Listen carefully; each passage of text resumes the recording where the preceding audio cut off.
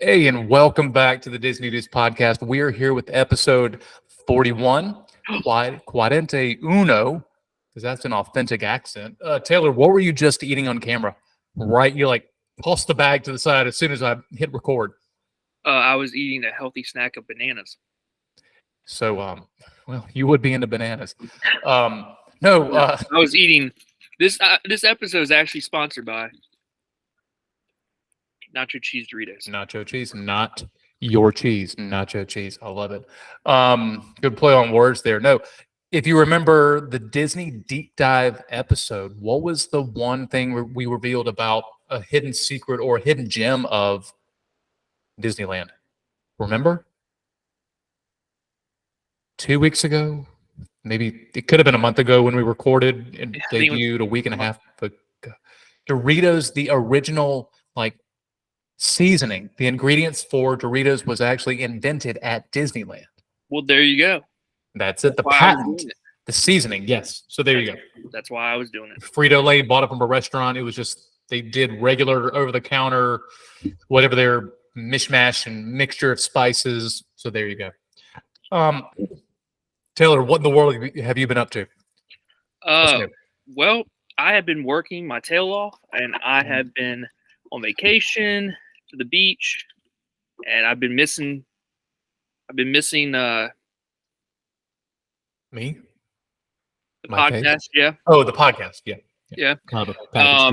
And tonight we're filming, and it's the final night of big auction that I'm also watching while we're filming. What break down this? You kind of gave me tidbits of the auction here and there. Break it down for me. What is happening? Is it a big deal, little deal? Like how? It's the biggest involved. It's the biggest single auction that Van Eaton Galleries, which is in California, they handle all of Disney's auctions. Okay. I would love to open an auction house and actually do this somewhere. With the amount of memorabilia that you have in your possession, Disney and everything across the board, that'll be tip of the iceberg. Yeah. So this is the Joel McGee Disneyland collection. It's not just Disneyland; it's Disney World, Epcot, Magic Kingdom, Tokyo Disney, Disney Sea. Oh wow! But yeah, here's how thick the book is. Good night. This is part one of a two-part auction. It's like a Cheesecake Factory menu. So the auction's on lot 1275 of 1,499. Holy cow! Yes. And so with that being said, there's a lot of stuff going on. I have bid on a couple things. I've won a couple things. Nice, man. Things. Oh wow! And they're getting to the Disney World stuff right now. Like they have ride props, ride vehicles. Wow. The only 3 hitchhiking ghosts from the Haunted Mansion in Disney World sold last night. How much? $320,000. What was the opening bid? $80,000. Holy good Lord! Wow. Today, the biggest thing that has sold was Peter Pan's flight, one of the actual authentic ride vehicles. You sent me a picture of that. What was the opening bid? Opening bid was let me find it because where is it? There's a bunch of good stuff today. Last night took the cake a little bit, but today was more like Dumbo ride vehicle. Oh wow. Snow White Scary Adventures ride vehicle. Peter Pan. The opening bid, 50 grand. Wow. 50 grand. And it went for, I took a picture of it because it was so outrageous. $210,000. Wow. A Skyway original bucket vehicle from the old Skyway that was signed by Imagineer Bob Gurr went for 70 grand. Wow. An original painting concept for Mission to Mars poster went for 35 grand. Good Lord. A 20,000 Leagues Under the Sea souvenir hat went for 2,500. Not surprised. A single hat. Single hat. A Walt Disney World Autotopia Tomorrowland Speedway vehicle went for $40,500. Wow. It keeps the hits keep on coming. An original rare midget Autotopia car from 1955-56. Really? Went for 85 grand. Holy monkey. A submarine voyage. So 20,000 Leagues Under the Sea, the submarine voyage. It had an animatronic mermaid that went for 35,000. Wow. Luigi's Flying Tires attraction poster from Cars Land, Disney World, went for 18 grand. I mean, just the return on the money is incredible. But beyond the money aspect, I mean, you can't. Honestly, when it comes to the experience in the parks and all that, and the history of it, people underestimate just how it went from nothing to something, and how just incredibly valuable. The sentimental value behind these items. It's incredible. I've got 3 more. So yeah, go for it. A Toy Story Army Man prop figure. Yeah. From Walt Disney World. Yep. Oh yeah. About 5 foot. It was 61 inches tall. Yeah, I was about to say life size. Yeah. Yeah. My mom and I have been watching this auction, and we've been watching it at work. I was gonna bid on that. It started out at a $500 bid, and it went up to, and it's 13. It ended at 13,000. Yeah, nice. The Hollywood Tower of Terror pre-show TV set prop from Disneyland. Oh, cool, man. Remember they have themed it to Guardians of the Galaxy Mission That's Breakout? right. Yeah. The actual TV that you watch in the lobby of Tower of Terror went for 37,000. Oh my Lord.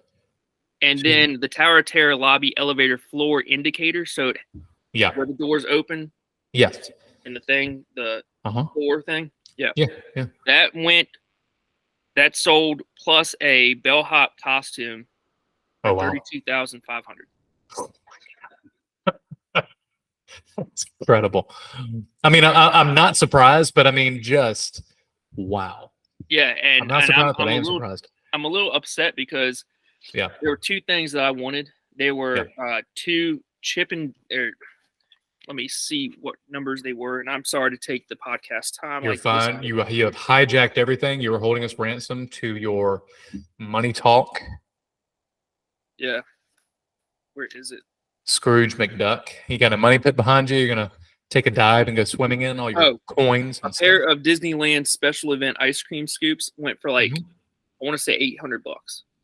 Like there were 2 plastic spoons that went what? For yeah. From opening day. No, they were just from 1956 to 1969. Oh my gosh! Yeah, these are what I wanted. Wow, these are what I wanted right there. Okay, what are we looking at? Oh yeah, those are cool, man. They were actual Disneyland Disney Anna shop figures. They were in the windows. They were window made figures of Chip and Dale, and I wanted to get them because my daughter. She's now sleeping with Chip and Dale. That's it. The stuffed animals, not the people. I wasn't going to say foreshadowing, but I just put that out there. And so they came together, glued. They came like sewn together, and she's ripped this. She's stripped them apart, and she likes Dale to sleep at the end of the bed, and Chip sleeps cuddled up with her. Oh wow! And but I wanted to get both of those because I thought it'd be cool to have those for her as she grows up, put them in her room or something like that. Nice. But they went together for like $5,200, and I'm like, I can't do it. Yeah, that's a little rich. And given, I mean, can you put a price on love? Yes. Yeah. Your daughter's affection and attention, 100%. That'll be $100, Daddy. One hug, $10, Daddy. Exactly. Pretty much. Your daughter's going to be an influencer. She probably is now. She's probably got some kind of secret Instagram account that you have no clue about. I guarantee, and just pulling in the dough. She probably is. You know, it is what it is. And I learned too much about that underbelly of the business of Instagram. It's not fun. What you see is obviously not reality. What reality versus. I saw some conversations today that. Oh, really? I think that you had with some person or maybe a couple about. I'm drawing a blank, but that's B-roll. This may be B-roll content right here. We may have to start the whole episode over if you're going to approach something that I have no clue. Because I was going to. I mean, if you wanted to air the dirty laundry, I mean, let me cite my reference here back from 2016. No, no, you have no idea what. Actually, no, I was going to go back and tell you what I've been up to. Last night, I told you. Yeah, last night I got roped into by my wife doing a rec league, an adult league soccer match, and we played last night. And to give you an indication, I did run 2 miles after I got home from work today. I was able to muster up the strength. I was a little bit sore. I did run 2 miles, but it was a slow 2 miles. Very, very slow. But I'll tell you something. So the game was at 6:15. I don't get home until like 5:45. You were talking to me when you had to go. Yep. Yeah. And I kept thinking about like, did I just roll my ankle? Did I just get a brain aneurysm? Did I just like have a compound fracture of the femur? Did I just have a brown pants moment involuntarily on the way to the soccer match to where, oops, sorry, Emily, I can't go because I done crap myself. Sorry. So Emily was playing. We both played. She was invited. She went to. How can Emily play with her bum knees? The woman, she overcame and conquered. She played college soccer and tennis because, of course, she was recruited to play tennis, and she walked on to the soccer team. Of course she did, and started, yes. D3, but still, whatever. They're D2 now. Where she went to college, they now play limestone and football. That tells you. Yeah. D-dos. Anyway, so I'm not trying to brag too much over here, but okay, I'll slow down. I'll pump my brakes. Pretty much what I'm hearing is that y'all breed All-American D1 athletes. She does. I don't know where that seed came from, apparently, because it ain't mine. No. So we're on the way to the match. You know what? I actually kind of went, I'm going to grin and bear it.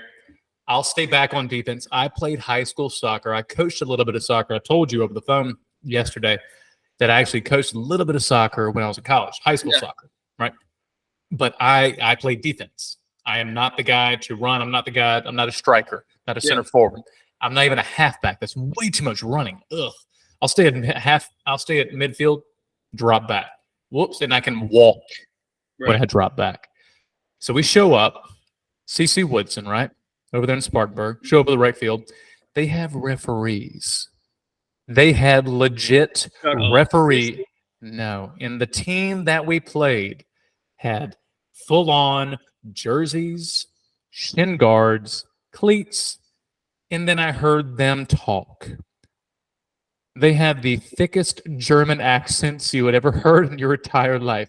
Nice ball, pass the ball. And just Deutschland, Deutschland. They were speaking fluent German. 9 o'clock schon. Spiel. They were speaking fluent German. I had to mark a guy that was 6'5", right? But I'll tell you something. And I can't, do not quote me on this. Do not quote me on this, but I don't know if the team, because it was kind of a ragtime motley crew of whoever wanted to show up. And that's the way that it was advertised to us, the league. No, that was just the team that I played for, right? The ragtag. Literal, like Bad News Bears, Mighty Ducks, you name it, that was this team. Taylor, I'm telling you something. For some reason, me, Emily, and everybody else on my team that kept getting out of position, I'm like, I'm center, you're left. Follow the flag. Because I know how to read the field because I played and coached, but it's been 20 years, over 20 years since I played soccer formally. But guess what happened? We shut them out in the first half. They scored the beginning of the second half. We tied them. I cleared a ball from midfield to about three-quarters field, right into the goalie box. One move by the center forward, goal. And then they went up 2-1. And then we tied it 2-2. The game went to overtime. And we thought, oh, it's a draw. We're good. They said, no, it's the last game of the season. Of course it is. Of course it's the last game of the season. They brought you in the ringer for the last game of the season. Exactly. Apparently, my reputation precedes myself. And Emily's bum knees, they just wanted to see him go, oh, and explode on the field. They go, and the German guys, like, they were intense, but they weren't, like, getting after it. Like, they weren't slide tackling. They weren't intense, but they were good. Like, they were organized. Total jackwagons. What was that? They weren't acting like total jackwagons. Exactly, like douche canoes, like your mom's like go-to phrase, like catchphrase. Hey, douche canoe. That's her. Like Steve Urkel's, did I do that? Your mom says, hey, douche canoe. Yeah. Does she do that in the office whenever she sees a patient? Hey, douche canoe. She probably should, but no. She should probably record it, reel on Instagram. Success, viral sensation. Douche canoe T-shirts, douche canoe Mickey ears, whatever. Douche on one side, canoe on the other for both Mickey ears, and okay, we're done. Okay, I wore that out. That's not funny. Anyway, overtime, and we were thinking a draw. I was like, and I was dying, and I planted on my left knee wrong during one of the kicks, and I tweaked my so my knee was a little sore, and I'm limping a touch. But you got to suck it up. You got to suck it up for the team, right? That's what she said. So the ref goes, nope, overtime. 2 3-minute halves. And M goes, oh, you mean golden goal? And he goes, no. He said, even if it's still tied, he said, because I was thinking like first one to score. I was like, just lay down the field. Sit on the field, let them win. I'm tired. And apparently it was also the playoffs. Not only the end of the season, but if you won, you had to sit and wait for the winner of the next match. All three of my kids were on the sideline, like playing with other kids and waiting. I'm like, they wouldn't have had enough players. They would have had to forfeit because we had just enough players to field one team of 11 on the field. It was Iron Man soccer, no substitutes, right? So first half of 3 minutes of overtime comes and goes. 0-0. Still 2-2. 1 minute left. We hear this 1 minute left. And the two refs. They had two refs. They were calling offsides. I mean, give me a break. They even called one time the goalie had the ball. Did they get red cards or yellow cards? No, they didn't go that far. They would have. They had that. They had that stuff in their front pockets. I mean, it was Oregon. Yeah, give me a break. But I'll tell you this. The goalie on our team stepped out of the box, like barely like half a cleat out of the box while holding the ball. He called a penalty and gave them a direct kick. Gave the other team a direct yes. And we had to form a wall. And I'm like, here, huddle up, hold your crotches. Just don't. It doesn't matter for me. I'm fixed. But Colin? No, Colin's injured.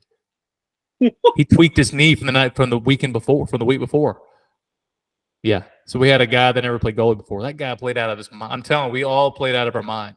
But I don't know if they kept it game, but we lost 3-2 with like a minute left. Yeah.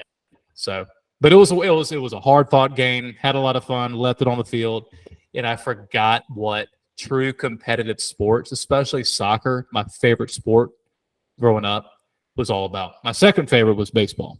I sucked at baseball. Loved baseball. Man, did I suck at it. I played outfield. Coach's son always got the start over me in high school, so go figure. But that is what happened to us. I'm still sore. I've been popping ibuprofen like it's Tic Tacs, drinking lots of water. I'm telling you, man. I actually had to ice 20 minutes on, 10 minutes off, ice in my knee, waking up. My quads are just like pure, just nothing but like balloons filled with lactic acid. I mean, it was for lack of a better phrase, an absolute. I'm going to tell you right now, I'm shocked that all three of your kids stayed put and didn't go venturing off. They had kids to play with. We had other adults to kind of reel him in, but you're not wrong. You're not wrong. Especially the little one. He's into sports. He had never seen me play any organized sports before, so he was enthralled, right? So he was probably like, "Oh my gosh, my dad! It's really slow. He actually is decent. Like what? Gosh, that German guy that's from a country that is born and bred, to play soccer, and they're genetically engineered to be better, faster, stronger, smarter, and be more articulate and go further in school and make better grades. My dad's a POS. Okay, all right. Yeah. Thanks, Dad, for all the genes that weigh me down. Yeah. Yeah. Oh well. But given that, the awkward silence that we had at the end of that fun thing, I'm doing well. I'll tell you something. The ranking, top 100, blah, blah, blah. We're still at 18. It is what it is. But we do have some news. We do have some news that we have officially been sponsored by a website. Yes, we have. We have officially been sponsored by a website, and that website is called Undercover Tourist. And they are the largest seller and provider of tickets and tips, but they are the largest seller of Disney tickets outside of Disney themselves. Yes. And you can find it's not a steep discount because it's Disney, but they cover Disney, they cover Six Flags, they cover pretty much every single major theme park, not just in Florida, but the continental United States. Yes. They also just ventured into selling movie tickets, and they just signed a contract to sell tickets through Broadway. And so we are going to have a link, and we are going to be sponsored by undercovertourist.com, and we are going to be doing advertisements, giveaway, everything. They're going to be sending us information. They're going to be promoting us. Undercover Tourist. Undercovertourist.com. I don't know if that's it. But we're very excited about that. Don't let the sound of our lack of enthusiasm, like our voices, don't sound like we're going nuts. We've been sitting on this for a couple weeks, and that too. I'm just tired. Sorry, I'm exhausted. We do this. We work full-time jobs, and then we come to the 10 o'clock at night Eastern Standard Time. We record on a random weekday night. But all the effort we put into it, late nights, thinking of stuff on the fly, has actually paid off. We're actually going to get paid to do this. A paid sponsor. I never expected us to do anything like that, but it only took a year and 13 months. Yeah. But hey, 14, I could have used them the other day. Why? To get movie tickets. Okay. What movie? Oh, that's right. What movie did you end up seeing? Ended up seeing Indiana Jones and the Dial of Destiny. Hot take, honest opinion. I called you as soon as I saw it. Yes. I gave you a hot take. Sure. I spoke a little in haste. It was a different type of Indiana Jones movie. It was more of you were awaiting for him to be killed. Like, oh wow. This is going to be the end of it. You go into the movie saying he's not doing it anymore. He's 80. Hold on. I'm not trying to interject you. I haven't seen it. I'm going to see it Saturday. I'm not gonna spoil it for you. Okay. But you go into it saying, "Oh, this is the end of it. Is he gonna get killed, or is he gonna ride off in the sunset?" I don't know. I'm not gonna tell you which one. You just have to Saturday. You'll have to go for it. But it's different. It's just It's not Raiders. It's not Last Crusade. It's not Temple of Doom. Oh wow. I think it's better than Kingdom of the Crystal Skull. It's the longest one in the 5 movies. How long is the movie? 2 hours and 34 minutes. Ooh. We're taking the family. As I told you, I think they spend too much time on some things, and they don't spend enough time on other things. Is it action packed? The movie could have been at least 3 to 3.5 hours, and if it was that long, everything would have been covered. It would have been top notch. Your honest opinion, do you think it was forced? Was any of it forced, rushed? Did it seem, and I'm not talking CGI. I've heard the controversy over young Indiana Jones CGI, and that's fine. It is what it is. But did they rush things? I think if they'd spent they spent $300 million on that was the budget. If they had, I think that, in my honest opinion, I love Harrison Ford. He's one of my favorite actors, if not the top favorite actor. Yeah. But the thing is, they could have done a couple different things, and it would have been over the top 3 movie. They didn't. The de-aging, the CGI de-aging. I called and told you this.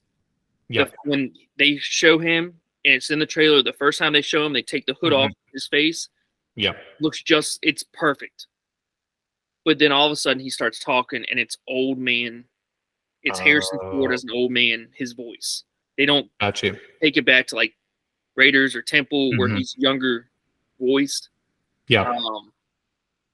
It just didn't go together. And then you could tell that the CGI was CGI after the first like little deveiling of his. Sure. Is it action packed? It's a lot more action packed than Crystal Skull. A lot more. We sat down and tried to watch Crystal Skull over the weekend to show Mason, because Mason loves, my youngest, and actually my daughter, she's kind of into it. My oldest, he can do whatever. He's like, I'm good. He's seen it before, and he'll watch things on his own time. He's 14. He give me a break. But Mason, he enjoys the action packed, and he actually sat down and watched. He enjoyed. He actually watched Raiders of the Lost Ark on his own. My favorite is The Last Crusade. That's my absolute favorite. Temple of Doom came out when I was a child, a little before when it was on HBO in the 80s. That's when I had a chance to see it. That's the first time I really got into Indiana Jones. Yeah. But I'll be honest with you, it's just above Crystal Skull. But we sat down and tried to watch Crystal Skull. It's bad. I just walked away. It's that bad. I forgot we saw it in the theater, and I was entertained, but I walked away kind of going, huh. But you think Temple of Doom is just right above Crystal Skull? I mean, if I had to rank them, I would go, to me, Last Crusade, Raiders of the Lost Ark, Temple of Doom, and I enjoy Temple of Doom, but I've just seen it so many times. It was the first Indiana Jones movie that I ever saw, and I probably saw it for the first time in it came out in 84? 84, yeah. Yeah, so I was 81. 81. I was 3 years old, so I wouldn't have known. I wouldn't have gone to theater to see it. But I remember maybe 1986, 87, or 88. I saw it for the first time. Yeah, and I enjoyed it. But it was my first introduction to Indiana Jones, and that's all I watched. Yeah, and I thought Raiders of the Lost Ark was old, boring, and finally watched it and went, "That's actually a whole lot better than Temple of Doom." And Last Crusade came out in 89? I think that was 89. That one I love Sean Connery is one, like you're saying, Harrison Ford. He's one of my favorites. Sean Connery is one of my absolute favorites because I love James Bond. Which theater are you going to? NCG. We always go to NCG on the east side. Yeah. Plush, the recliner style. Yeah. All right. I have a favor. Okay. All right. If they have like a popcorn bucket specifically for. Oh, guaranteed. If they do. Yep. Can you pick it up? Grab me one? Oh, I got you covered. If it's like a plastic one, not like if it's a paper one. You don't want a paper one? No. You wouldn't want that? Second thing. Two more things. Yes.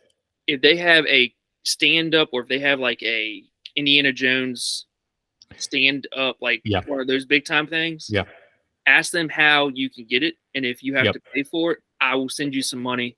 Oh, I got it covered. Love to get one of that. Okay. That's number one. Number two. Yes. When we were at the movie theater, the Haunted Mansion, there was a big vinyl, like I want to say it was probably about an 8 foot vinyl movie poster, Haunted Mansion. Oh, wow. Beautiful, beautiful quality, everything. I called my movie theater that I went to, and they came up with some BS excuse saying, yeah, we can't sell it, and we can't give it because a Disney rep is going to come to our movie theater. I'm like, give me a break. So I've reached out to a couple other people to see if they can get them from theirs. But if you see one, see how much it is. If they will sell it, if they'll give it to you, I'll pay it, buy it from you, whatever, because I want one for my office. Cool. I got you covered. Sweet. I'll be on the lookout. Sweet. So that being said, there have been that's kind of the latest with what's happening with you, with me. Yeah. I mean, outside of soccer and reminding myself of how old I am, which is sad to say, there's been a lot of news lately, and this is directly related to our topic tonight, Taylor. A lot has been happening with Disney. Yes. If we go back to July 4th, we go back to a very good near and dear friend of mine was there. He was actually in Magic Kingdom on July 4th, and he corroborated what the news said. He said, yeah, the front of the park, it was crowded in certain points because, they had the Blue Angels fly over, right, at like 10:30, whatever. And he sent me a video as soon as he watched it. Sent me a video because he knew that I'd be into it. And I watched various YouTube videos of that. People at the Contemporary at their balconies, whatever, videotaping the jets going over, which is awesome. I'd love to be able to do that maybe next summer.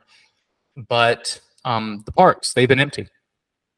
They've been compared to, I mean, yeah, we get COVID. And you would assume that most people would still be compensating.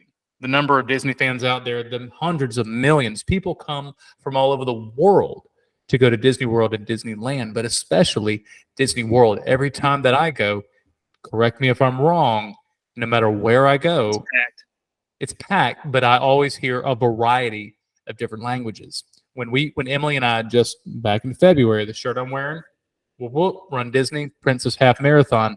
We were rope dropping Epcot, our last full day there in February, and there was a family of like 6 or 7, and they had literally took the red eye from Manitoba,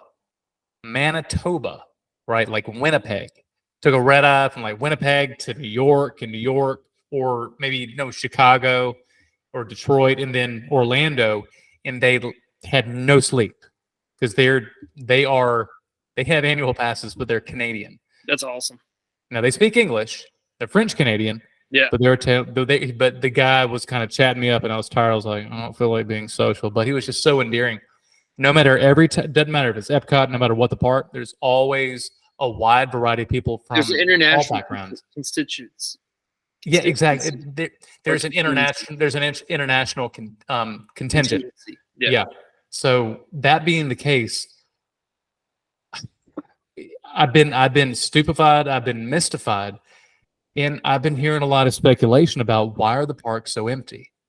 What in the world is going on? What is the culprit? Is it episodic? Is it systemic? Is there a can we trace it back to a certain event? Yeah, COVID, but things were over the top. Got a hole up, yeah. But all of a sudden, things kind of hit that fever pitch and then just gone. It's almost like Inception.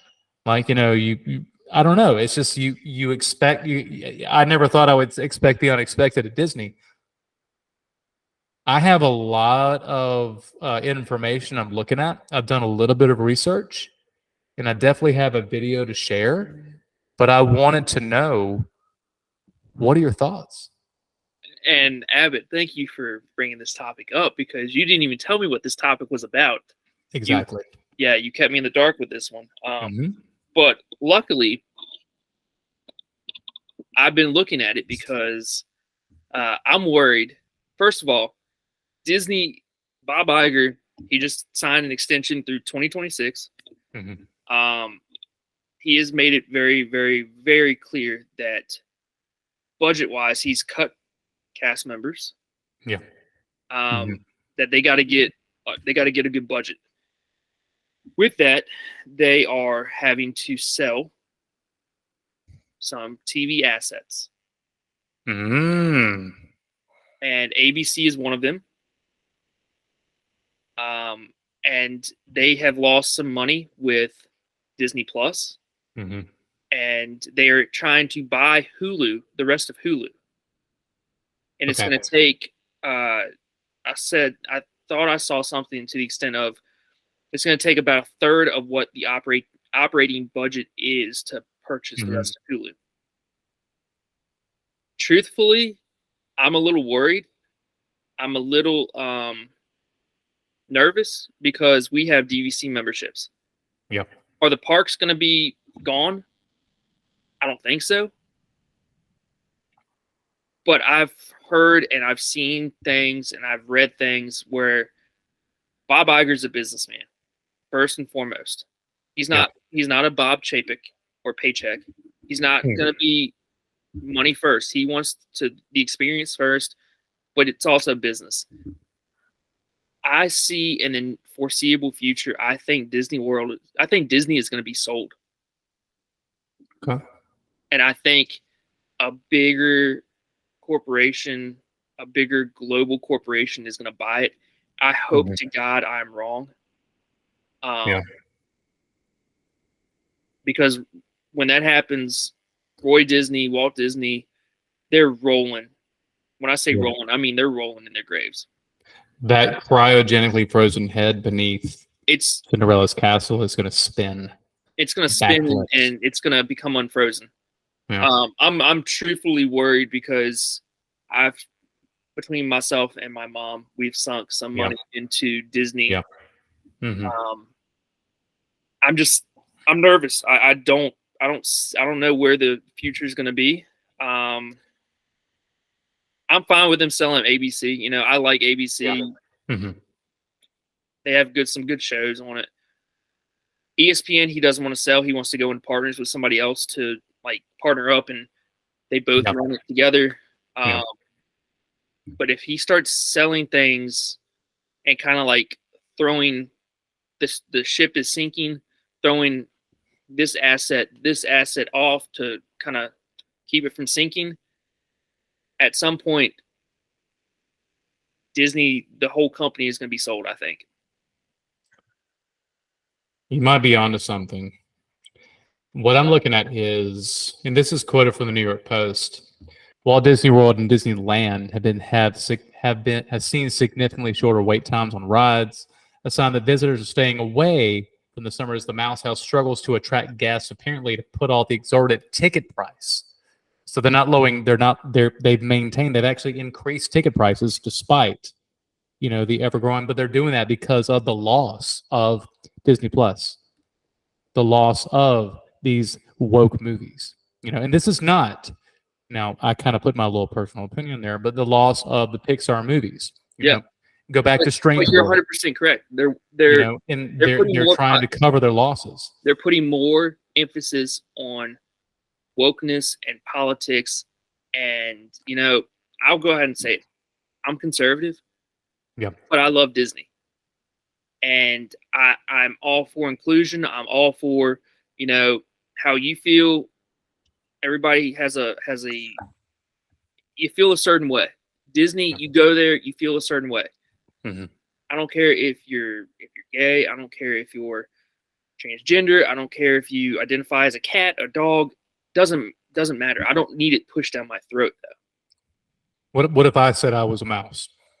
Then I would say, oh boy, like congratulations. That's fantastic. Whatever makes you happy, whatever floats your boat. Absolutely. Good. But the thing is, I think Disney has stuck their nose out and stuck their foot into too many doors where all this avenue is like DeSantis. The DeSantis thing has killed momentum for Disney. Mm-hmm. It also killed DeSantis's momentum for the nomination, I think. Yep.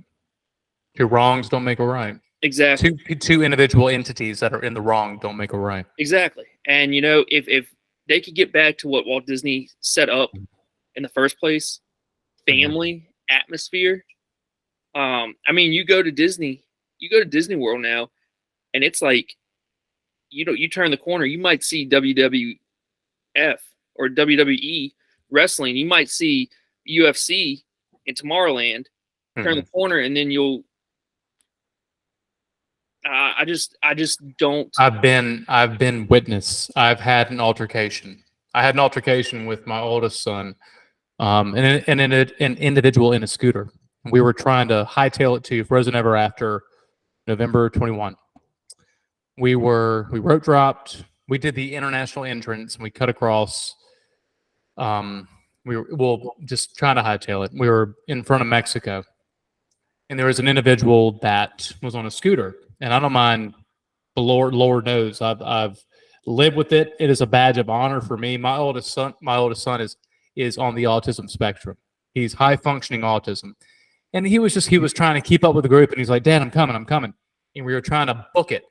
All right, a group of 14 trying to book it over Frozen Ever After in Norway, right? Like a bunch of chumps, you know. And we are the Disney Days podcast. We're not trying to downplay things. We're just going to call it like we see it, you know.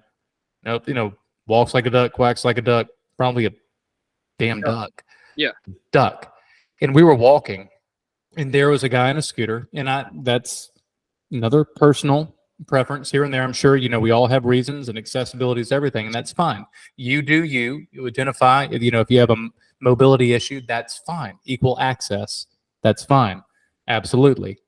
But at the same time, when you cut off not only me and my son, and you yell at my son for getting in your way when he doesn't know exactly what's happening, and I know he doesn't get context, but the guy, I can't, they can't read, autism is an invisible disability for the most part, but he wasn't paying attention, and we're all trying to hustle bustle, trying to go, and I had his arm, but for 1 second, heaven forbid, I let go of his arm, and he kind of drifted back, and he actually stepped in front.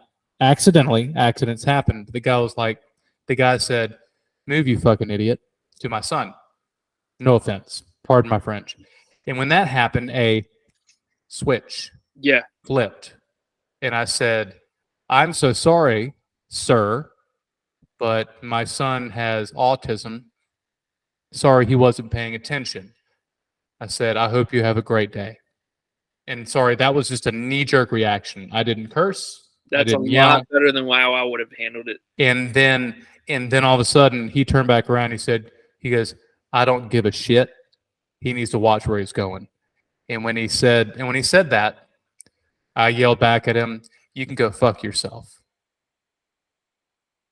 And then he slowed down as we're still walking, and he started keeping pace with us as we're power walking. And he said, "What'd you say?" And I said, "You heard me. You can go fuck yourself."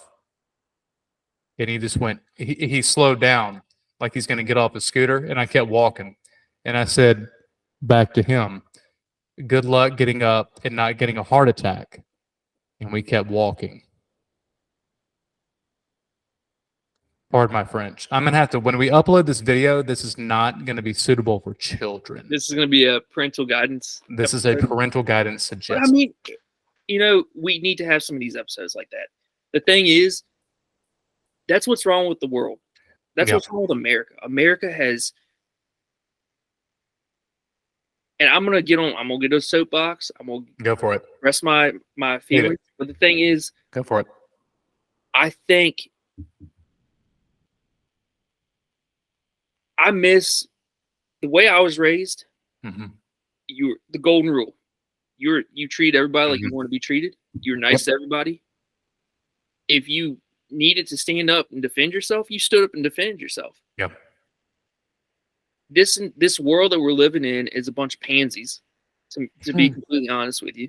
I think everybody gets a participation trophy. Yep. Like the competitive soccer story you told about you playing. Mm-hmm. Was there a team that won? 100%. 100%. And there should have been. And you were on the team that lost. Yep. It sucked, but you know what? You learn from it. It makes you a better person because you get to experience loss. You get to experience grief. It teaches you life lessons. And Disney movies used to teach life lessons. Now they're all about woke. They're all about pushing it down, ramming it down your throat about how everything feels. And if people respected each other, whether you're black, white, yellow, purple, green, blue, doesn't matter. But if you respect a human being as a human being, whether they like men, like women, like cats, like dogs, if you respect them, respect their opinions, respect their decisions, and they don't shove them down your throat, the world's a better place. The world needs more love. It needs more compassion, needs more respect. And unfortunately, I don't see it happening. No. I would love for Disney to take a stand and say, listen, yeah, we're all for inclusion, but we also have to think it's all about love. Like, why can't we all be friends? Bob Marley, you could not have said it better yourself. But yet again, it comes back to the bottom line. It comes back to the cha-ching. That's right. Show me the money. Yep. So there's an article on Fox Business. Yes, conservative, blah, blah. But this is an unbiased one. This is from a former Disney Imagineer, and he's saying that theme parks, yet again, this is personal opinion, because we're all about opinions tonight, because there's so many varying opinions. He says, former Disney Imagineer, Ryan Harmon, says that theme parks, and not just Disney, but we are in the vein of Disney, they're now more stressful and they're less fun for families. Mm-hmm. The need to plan a Disney trip before visiting is stressful for both planners and walk-in guests. It's overwhelming, the amount of planning. So here we go. A trip to Walt Disney World or to a Disney World theme park has been on many Americans or American families' bucket list for generations as the experiences have become more engaging and parents seek to make memories their children will remember for a lifetime, right? There was no pressure in the 1980s when I went to Disney World for the first time, late 80s, early 90s, right? Yep. There was no pressure. My parents, we went once as a family, right? Because that's what they could afford. We did it. And Lord knows I loved it, right? All about the experience. But there's a flip side to visiting a destination that thousands of other people at the same time want to attend at the same time. And one expert says the modern day experience of planning and attending Disney attractions has become more stressful and less fun for patrons than in the past. Ryan Harmon, this former Disney Imagineer, who now owns whatever company, who cares? Look at this shout out for him. He says that Disney has a good problem and that too many people flock to the company's theme parks because guests seek the experiences and nostalgia that you and I, because we have families and children, that the nostalgia, we try to recreate that for that. We want them to have the same experience that we had, of course. I don't live vicariously through my children. I want to see their joy. I want to see them have this. I can't force that on them. If they hate it, they hate it, regardless. Yep. And I want them, and also fond memories of attending with their parents, and that they want to pass down to their kids, and so on and so forth. Hence, you've invested. So you've got this problem where you have too many people who want to come at the same time, and so they try to sort of spread out the crowd, spread out the herd, and that's why they've added many more experiences. They try to raise the price high enough that may weed out some of the people, but that doesn't seem to work. And so they've come up with a system using your mobile phone. And the problem is that unless you plan ahead, which a lot of people do not, you end up going there and having a pretty poor experience because people have reserved rides and shows and restaurants. Yet again, a natural weeding out process, and then money talks. Yeah. He said his own recent trips showed him that the days of taking your kids to a Disney park on a whim and expecting them to have a great time are over. Now, there are other sides of the fence to that, but yet at the same time, you're looking at two different, socioeconomic, status categories, right? People that have planned, people that have saved, but on the other side of things, people that have saved, and then people that can go on a whim, or people that are going to be that actually live in Florida, and they're eliminated from this equation, because Florida is the retirement capital of the world. There's actually a city that is called Geriatric City in Florida. Yeah. It's called Celebration, Florida. Yep. Which was actually created by Disney. Yeah. But anyway, it's a conundrum, and it says that not only Disney World but also Disneyland, ever since from the pandemic, they've increased the number of days, nearly 2 months worth of days coming in the new year. And the lowest for a single one-day park ticket, the lowest that it's been since the pandemic has been $104. But yet again, inflation, economy, and they quote unquote set their demand and set their price.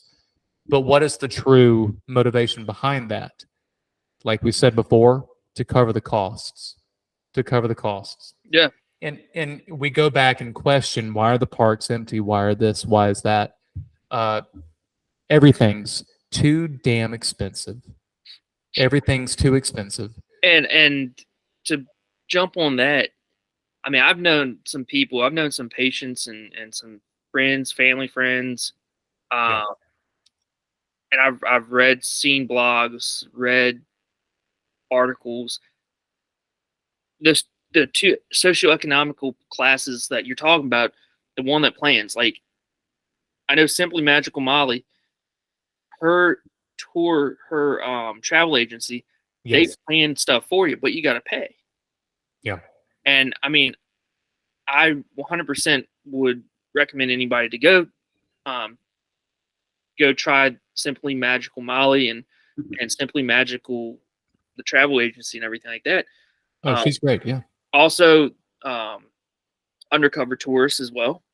Mm-hmm. But the thing is, with that being said, you have to plan. And if you don't, I know some people, and that's how I'm starting this.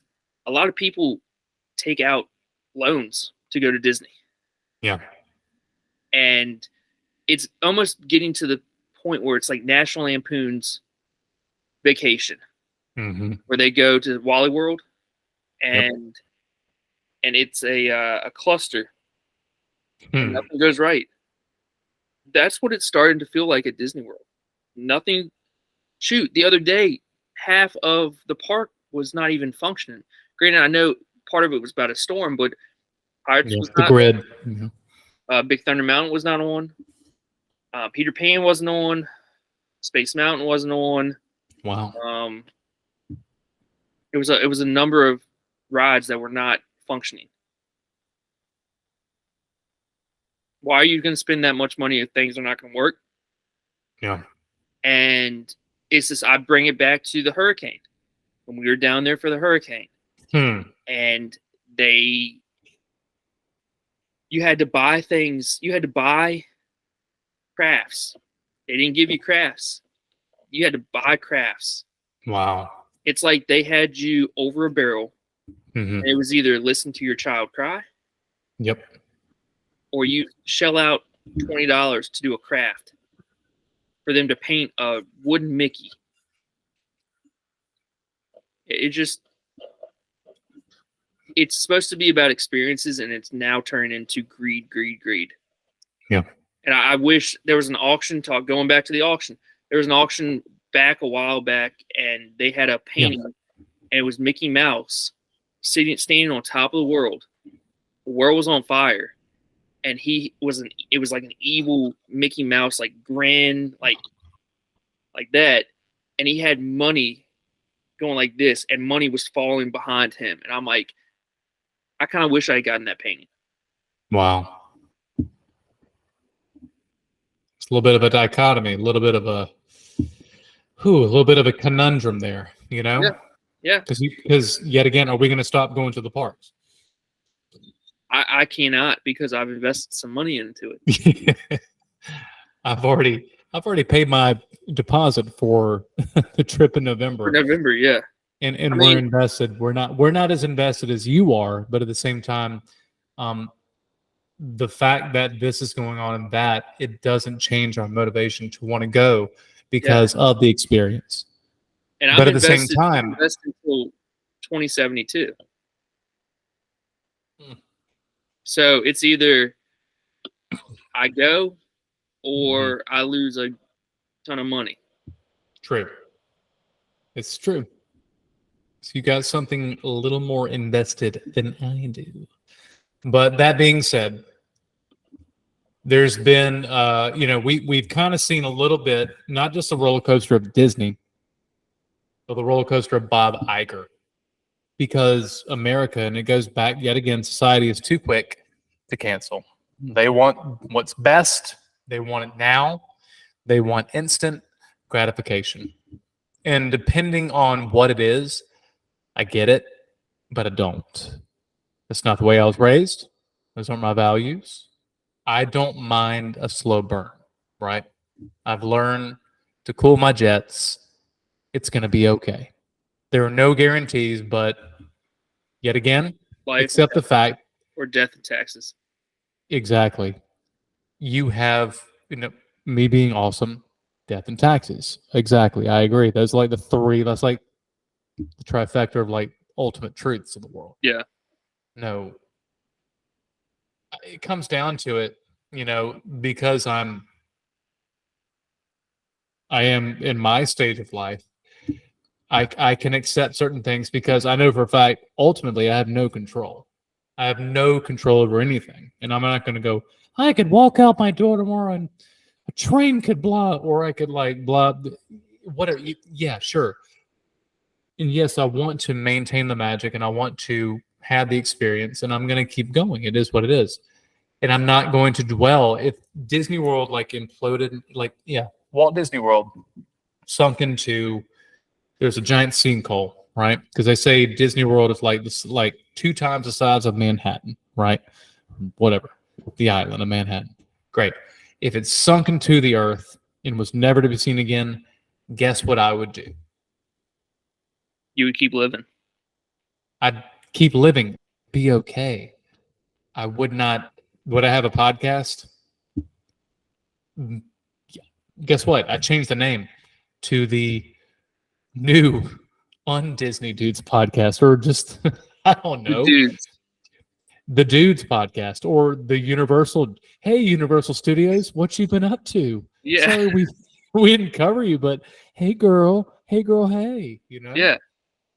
But there's one thing that I wanted to kind of end the episode on, right?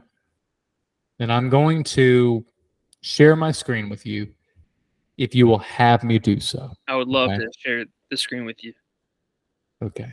If you will have me, I will have you. Hopefully no one's paying attention to this point, but they've already earmuffed their children's ears and oh my gosh, I can't believe they're talking like that tonight.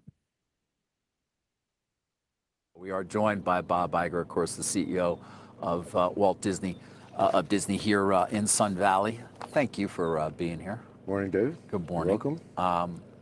All right, let's start off with that news. Joe Kernan was asking a couple of questions about it as well. Why are you staying? Well, let me start with the fact that I did like retirement. I highly recommend it, by the way. You're never going to get to it, Bob. Well, I mean, you did it for 11 months, and that was it. It was a good 11 months. And I came back to the company at the request of the board. It's a company that I started working at in 1974, 49 years ago when it was ABC, and we became part of Disney. And I obviously have deep passion for the company and in the business, and I care a lot about the people. After coming back, realized that the company was facing a number of challenges, some self-inflicted, some caused by changes in the business, large-scale disruption of certain parts of the business. And while a lot of work has been accomplished in the 7 or so months that I've been back, the board believed, and I agreed with them, that there was a lot more work to do. And the timetable that we had initially established, which was 2 years, seemed like it was putting undue pressure on us, even though we're getting at the work really quickly, but to accomplish everything we want to accomplish. So part of it was designed for continued stability and continuity, and also to give a team of very talented executives who work with me time not only to help me through what is a challenging period, but to develop themselves. Yeah. We sat down in February. You'd been back a couple of months. And I did ask you if 2 years was too short a time. And you said, quote, you can get things done very quickly. Setting the company up for success is what you were talking about. So I wonder, did something change in your calculation of how quickly you can get things done? Well, we've gotten a lot done very quickly. Significant cost reductions, a complete realignment of the company in terms of its structure, some major changes in terms of personnel, dealing head on with some of our biggest challenges, and also looking for opportunities. I actually am quite pleased, as is the board and the team, with how much we've accomplished in a short period of time. But there are a lot of challenges out there. And, there's just so fast you can go with certain things. And in some cases, the market has to cooperate.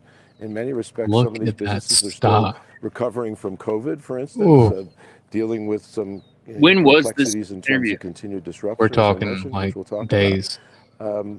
I didn't know I'm it had gotten pleased with down how to much we've 91. gotten done, but I also know Last how I much checked, we it was have like to one. get done. Right. And or So something. is Yeah, it look at that. more challenging than you'd Yeah, I need to get anticipated? some Disney stuff. Is the business sort of Look more at that. challenged than when you returned late last year?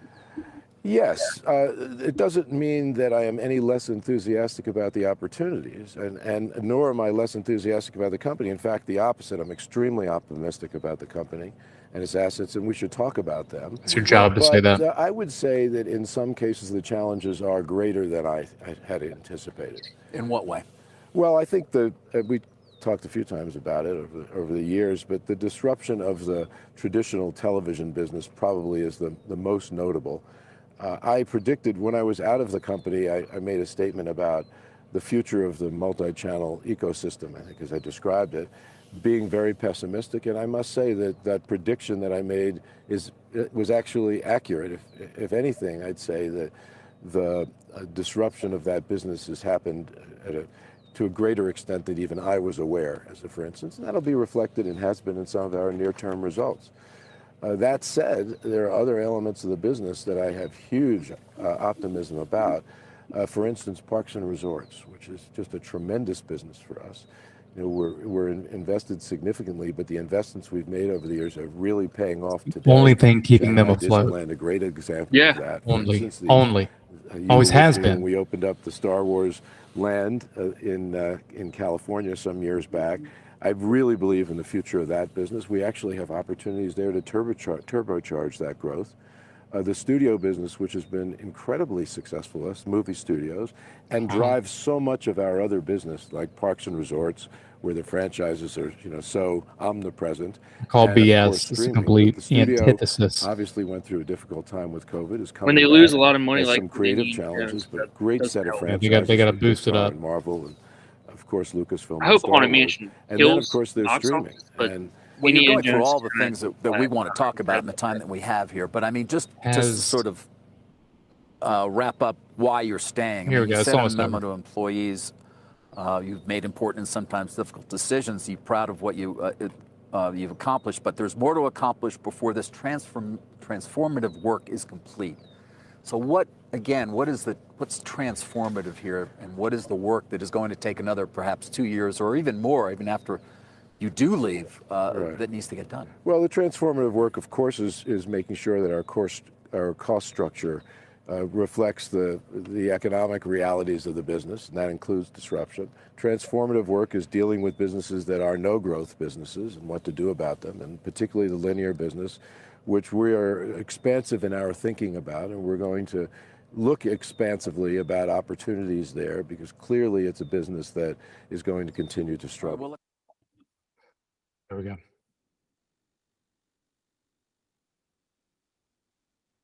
All right. Thoughts? I don't know. I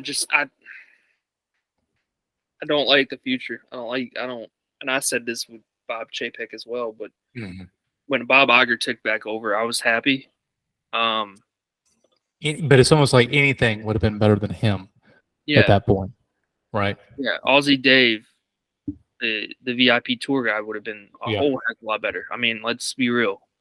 The guy who plays Goofy, or the girl who plays Goofy as a character in the theme parks, probably would have been done a better job. Goofy himself would have done a better job. Goofy himself. Tweedledee Tweedledum would have done a fantastic job. Dumber. The thing is, like, I understand inflation. I understand things have gotten higher priced. Yeah.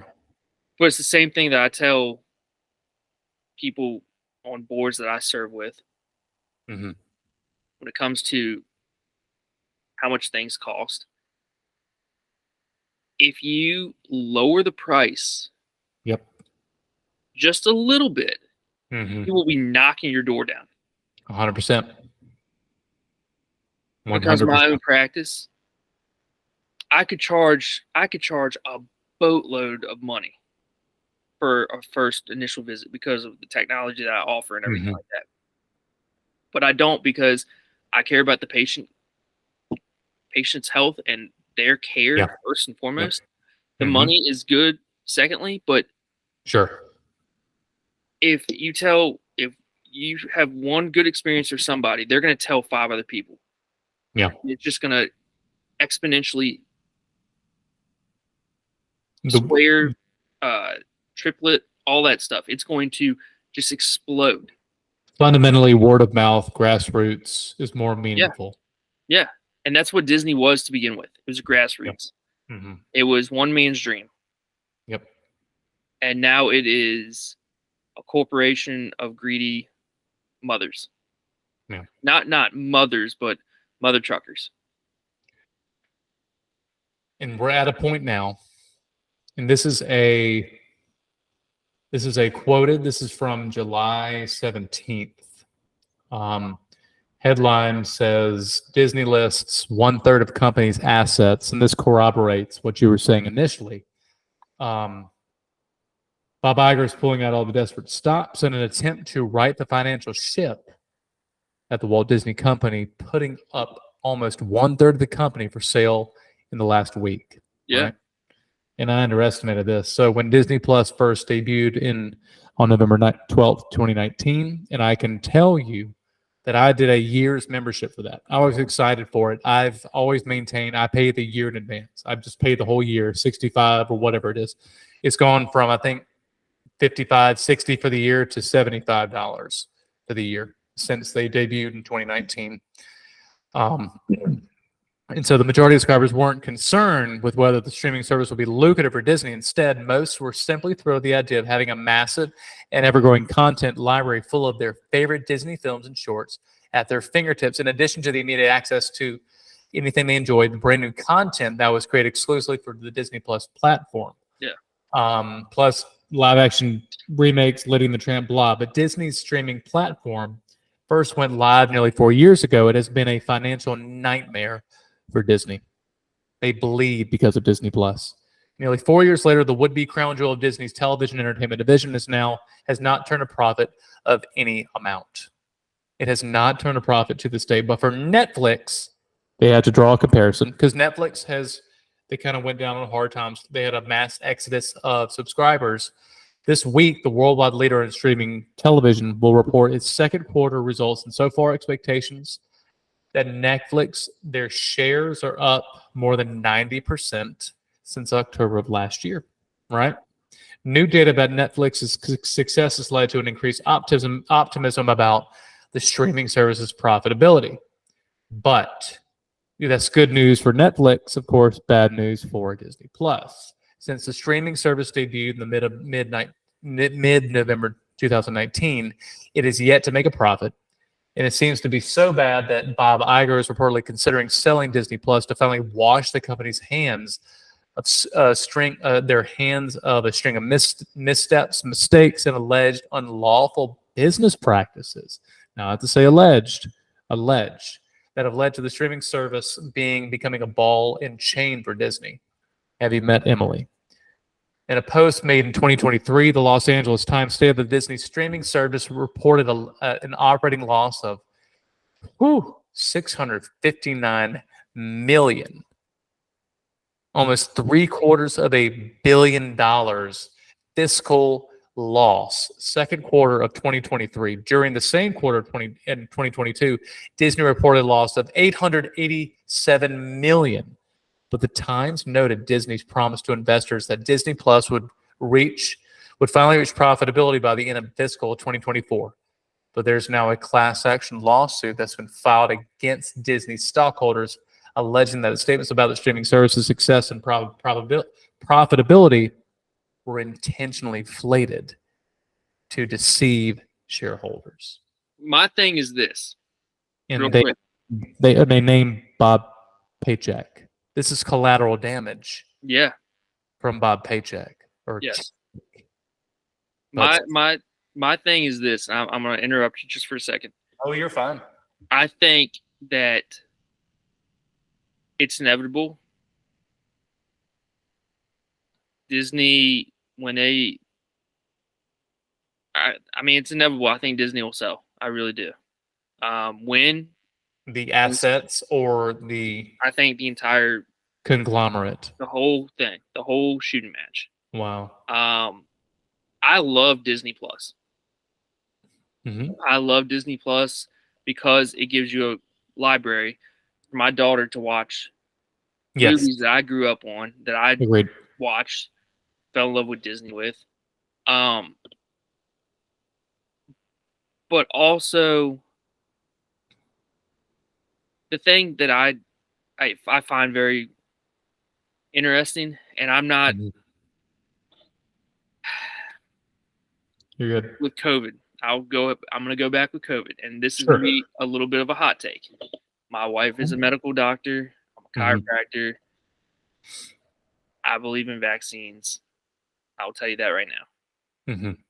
However, Disney Plus, when did it start?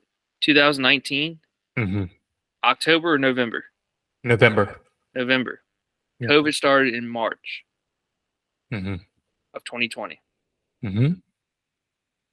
They were right. They got everything straight before COVID happened. And when COVID happened, they made bank on Disney Plus. Yep. I'm not saying that, but I'm just saying The content. We go back to the Star Wars, the Marvel. They overdid it. Yeah. And they're continuing to overdo it. Yeah. You know, if they had stuck with The Mandalorian and they had stuck with, should have kept it simple. yeah, keep it simple. Should have kept it That's simple. all it is. Too much too soon. Saturated. I'm satiated. I love Star Wars. I can't get into Andor. I watched The tried. Mandalorian. That is about the only thing I watch Star Wars. Yeah. Minus the That's movies. right. I kept falling asleep. Now, my fault is, and now it's not a Disney thing, it's a me thing being at my age. I can't watch TV until like 11 o'clock at night, at 10 o'clock at night, and I'm already done for the day, but that's besides the point. But The yet other again, thing- it's oversaturated. The other thing Please, that Disney Plus offered and I loved were the documentaries about The history of Disney animation, the Walt Disney Studios. how the rides were made. If they were to bring those back, shoot, I would tune in. I would subscribe to just those. And that's not niche. No. That's not niche. That's the majority of your subscribers. And if anything, you're going to capture more people if you advertise the history of the parks more. You have to go digging for that stuff. Yeah. All you're getting are, we'll just stick with woke. We'll stick with woke because that describes quite a bit of that category. Yeah. Right? That Like, side of things. They push that agenda based on those individual shows. They made a remake of 20,000 Leagues Under the Sea. Mm-hmm. They made how could you not know about that? Exactly. Because the version of it would absolutely, you would look at that and kind of go, what? What is that? That's not that at all, but it's got the title of what I'm familiar with. That's not even an homage to the original, whatever. So, and it Lord kind of knows. goes back to the originality. Mm-hmm. Keep making these remakes. The live action. Yeah. The live like, action. Come on. That's a tough pill to swallow. The only one that I've seen Aladdin. I enjoyed it. Aladdin was good. Mulan, couldn't finish it. When they announced Moana, I'm like, it's way too soon. Give it at least 25 years. I'll give them Little Mermaid. They did a decent job. It wasn't the best thing I've ever seen, but I enjoyed it. There were some entertaining things, and if you haven't seen it, that's fine. It'll come to Disney Plus, I'm assuming, pretty soon. I enjoyed it, right? But when it comes to the one that stands out to me that I just cannot get behind. Because next thing you know, they're going to do a live action look Finding Nemo. I guarantee the day they do that is the day I'm done. What? CGI fish? I Just don't. gonna Yeah, I watch think it the would be kind of good. long walk, short pier, my friend. That is your job from here on out, the rest of the episode.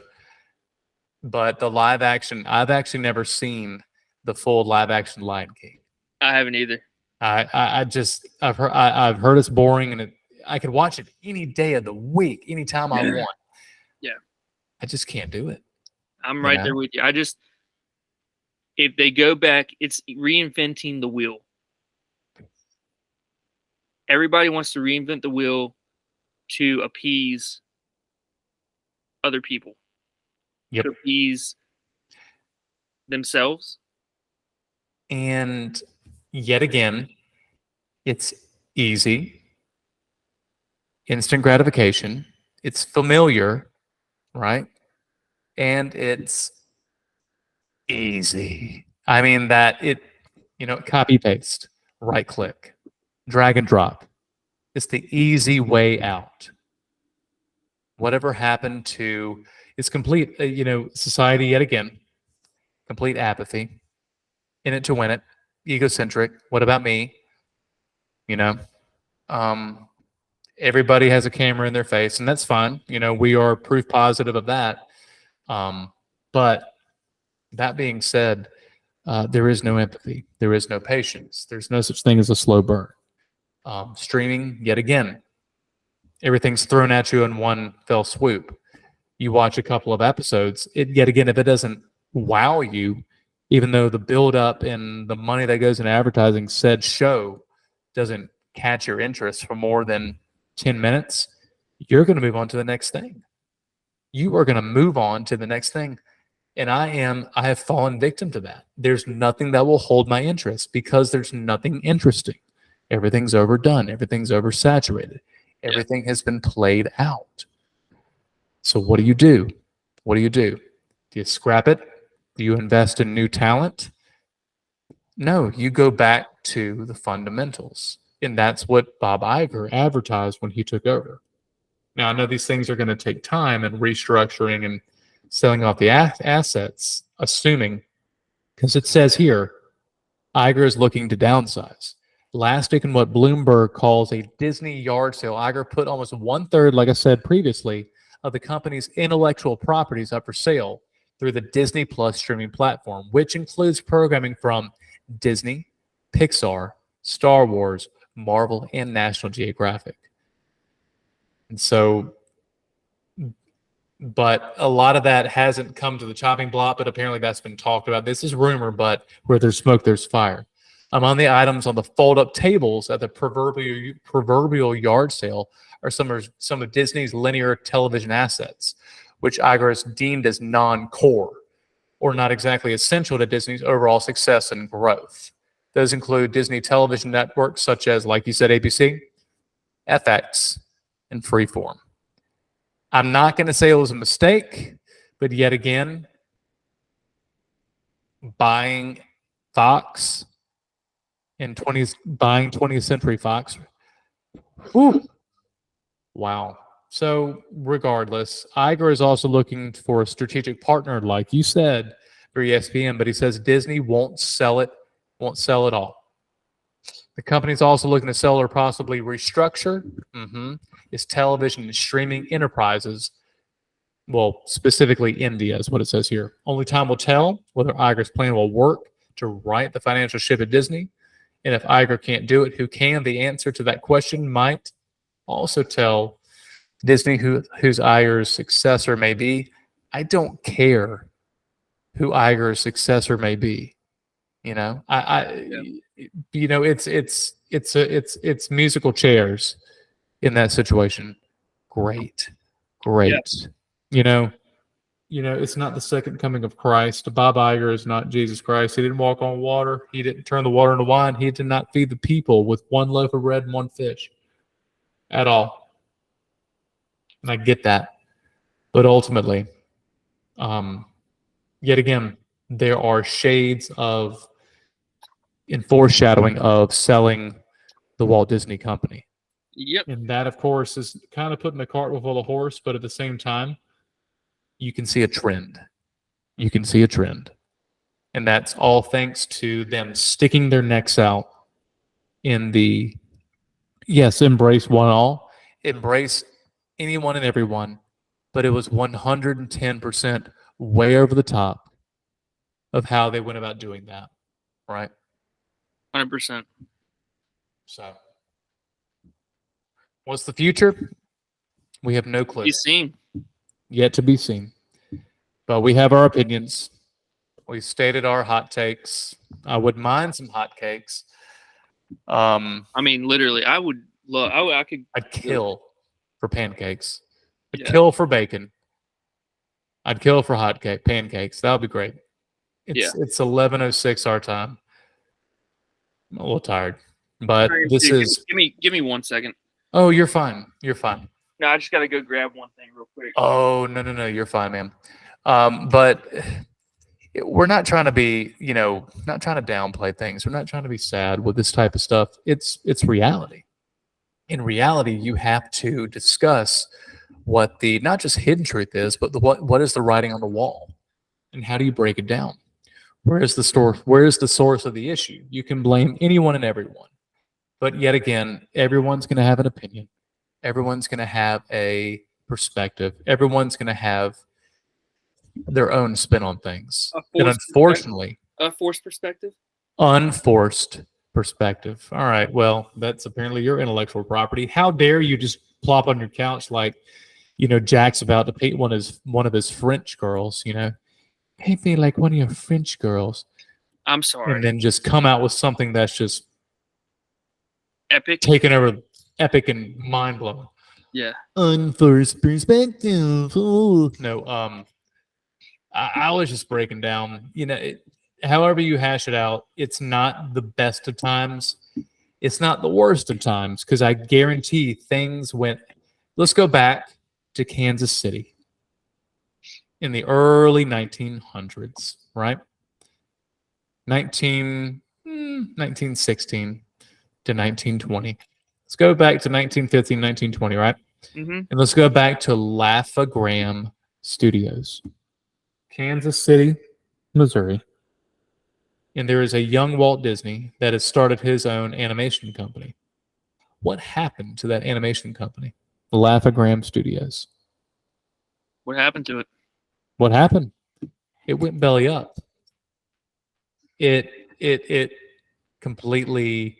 He lost everything. He lost everything, and he was able to pull it together. Went back home to Marceline, Missouri. He put on his big boy pants, strapped up his bootstraps, put that cigarette in his mouth, ate a bowl of chili, had some cold cuts, and said, "You know what, damn it? I'm going to California at the time where the land is cheap and there's more opportunity. And apparently there was a gold rush and a lot of opportunity. I'm going to go west, manifest destiny," right? And the rest is history. So we need to get back to our fundamentals. And this is just Lord knows, a beacon, like a message to people that actually get down to the deep cuts of the episode in the podcast. When you are at a point where things are the most difficult, that's when you gain the most perspective. That's when you gain the most introspection. Because it can only get so bad.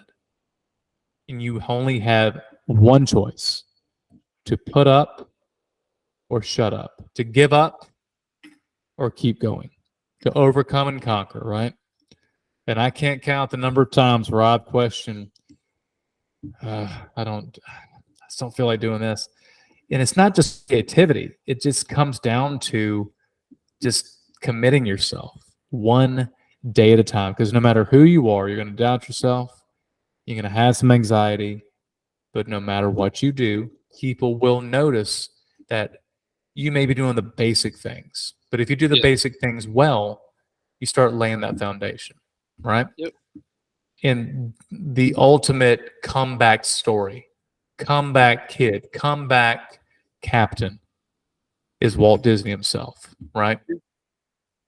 And how hard is it, right? You get so big, you lose your way, right? Right? You get so big, you get so, just gluttonous, right? You're in your britches. Over whatever is a pet, whatever your appetite is, whatever is appetitive to you, right? You got to satiate that. You got to find something that you got to get back to what you do best, right? And honestly, I am that soccer game. Like, I did some things well, and Lord knows I did a bunch of things that were awkward and may have cost us a goal or two.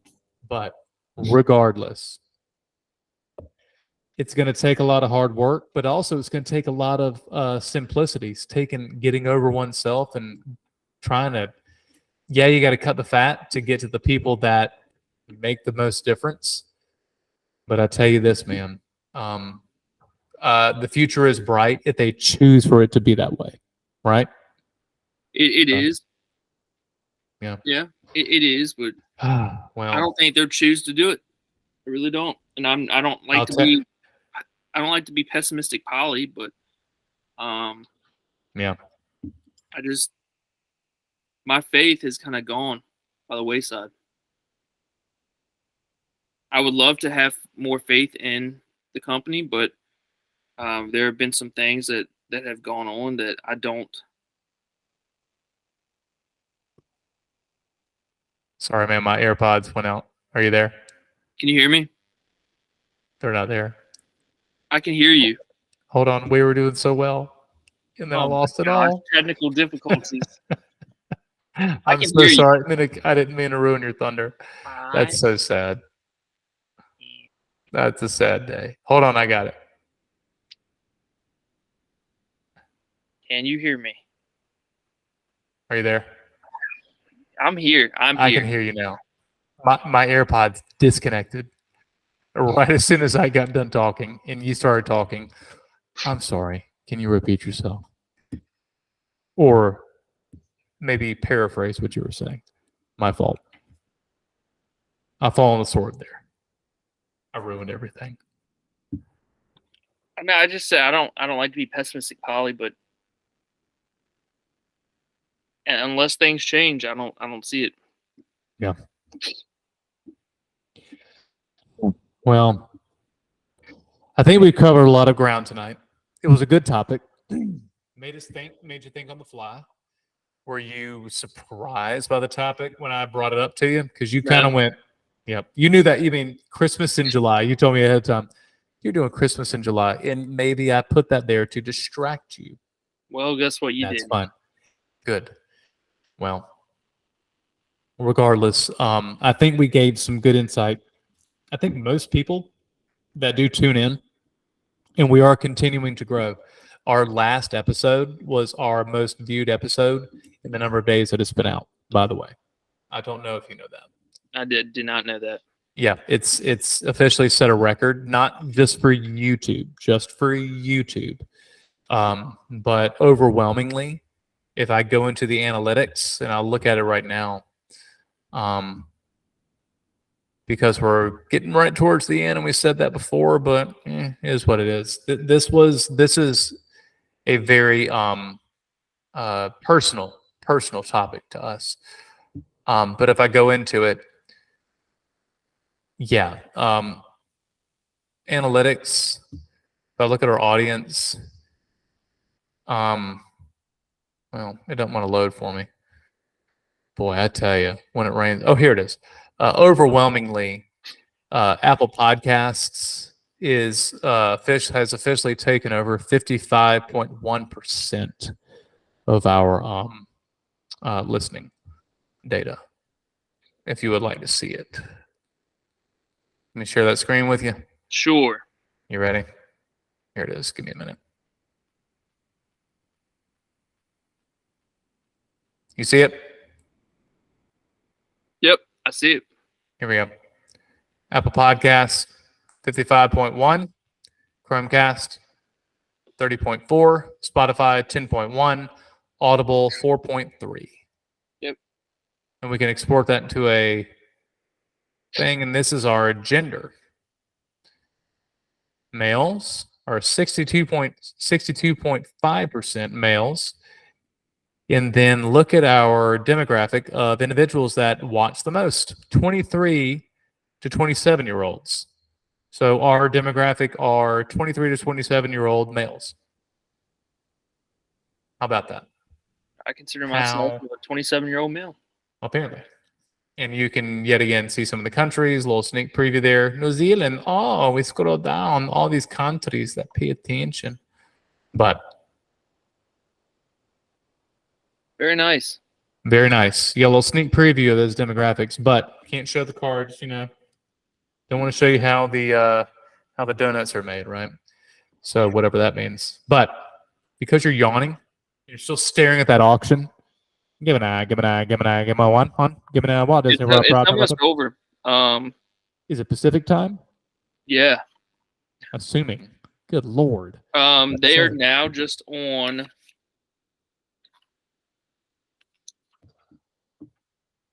It's 1,499. Remember, 1,499. Yeah, 1,499 pieces in this collection, and they are now on 1,365.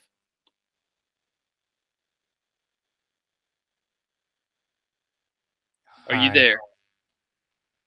Can't hear you. Can you hear me? Disconnected. So anyway. Can you hear me? Can't hear you. So that being the case, if I can't hear you, but I can read your lips. Can you hear me? No, I cannot hear you. Why did it go to my... It's showing me no now. idea. I can read your lips. Okay. That's what I can do.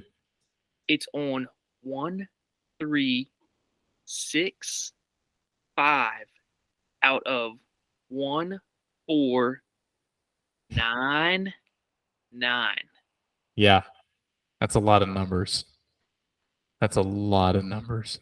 What did I say? You're. Yeah, I know. I can't do this.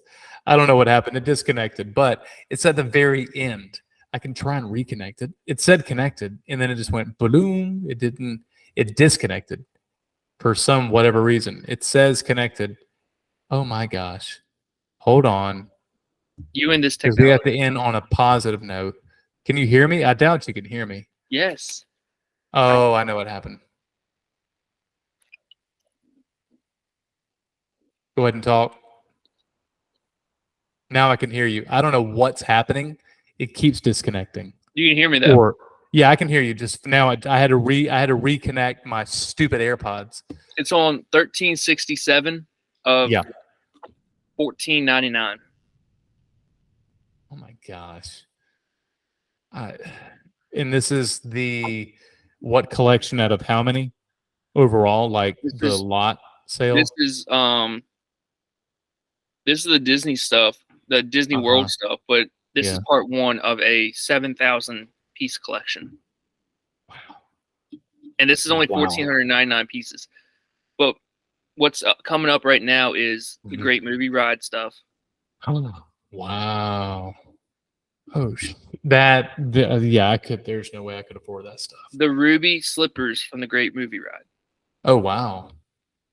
Are those real? Those the real ones that Dorothy wore in, or they're a recreation? They're the ones that she wore in the Great Movie Ride. In the Great Movie Ride. I didn't know they were like authentic to the original movie, because I know that's a controversy.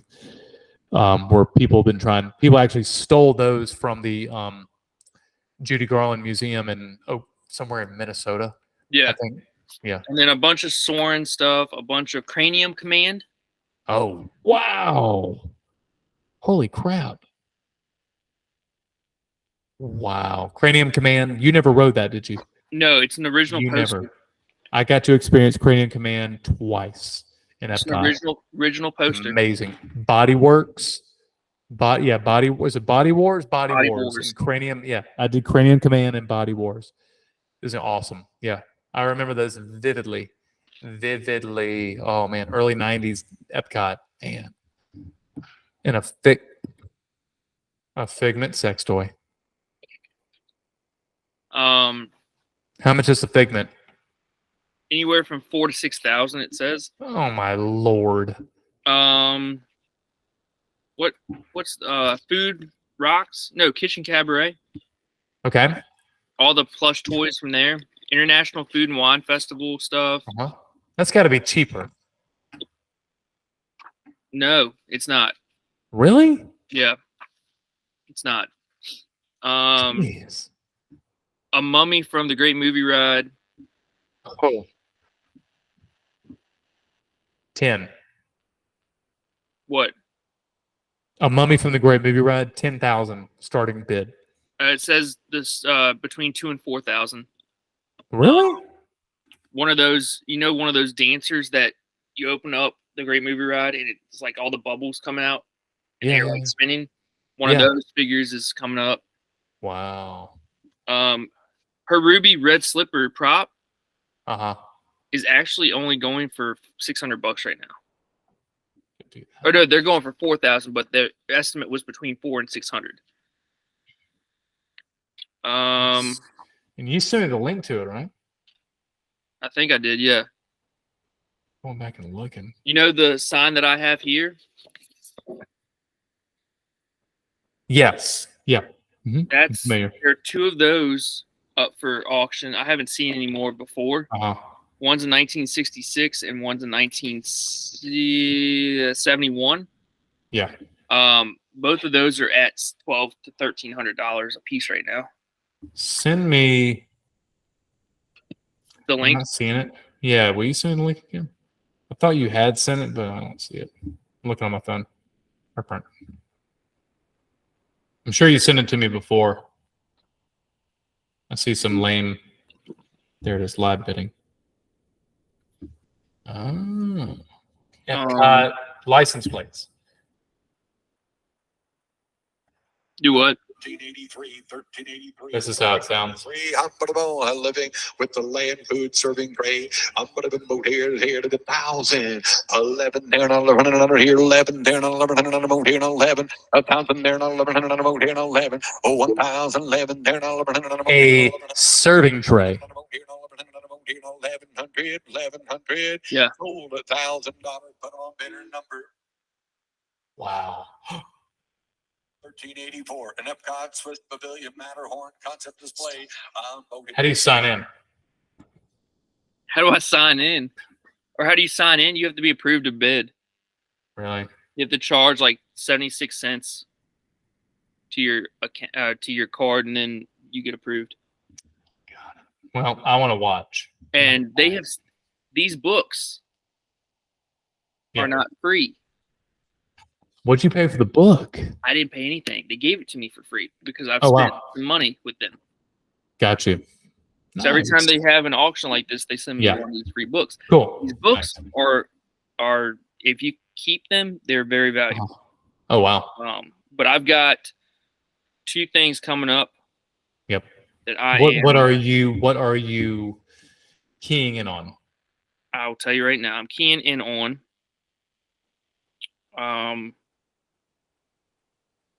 soaring. There is a soaring. Well, first of all, I went for Universe of Energy sign, but I got outbid on that, so I said screw it. Soaring, the flight crew only sign, and then the Happiest Celebration on Earth soaring banner. Okay. And they're coming up here actually very soon, so I'll stay on with you. See what they go for, but they had a Michael Jackson, Mr. EO or Captain EO, whatever it's called. Yeah, Captain EO, yeah. They had one of those posters and a plush animal for sale. They didn't get that much. Yeah. $450, $475, $500. Good Lord. Are you looking at the same one of the American Adventure Alexander Bell prop coat? Yeah. Wow. 13. So number 1349. It happened about 10 minutes ago. Yeah.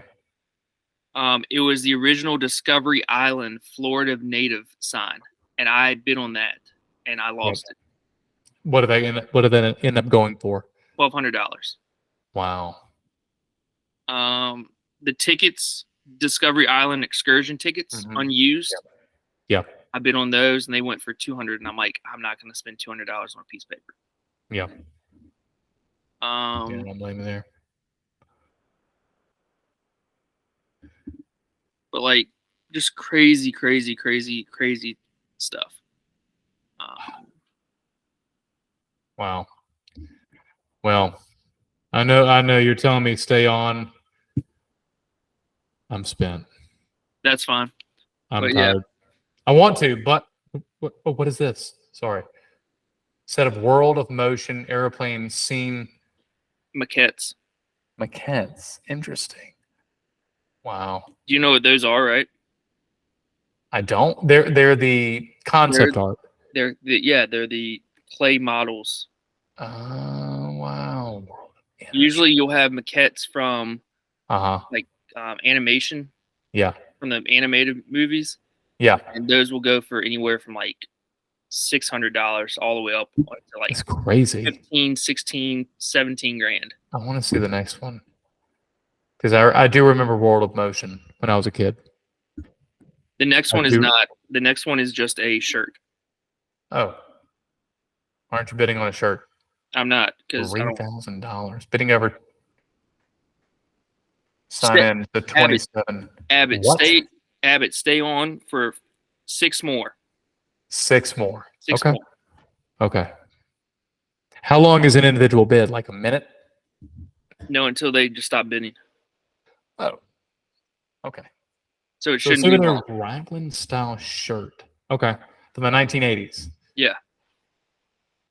They could easily recreate that. That looks like a throwback shirt today. They just recreated that this year for the 40th. Who knows? I would never pay. $325, really? Has 3 small stains towards the bottom end of the shirt. Imagine what that could be. Did Bill Clinton? $325 it sold for.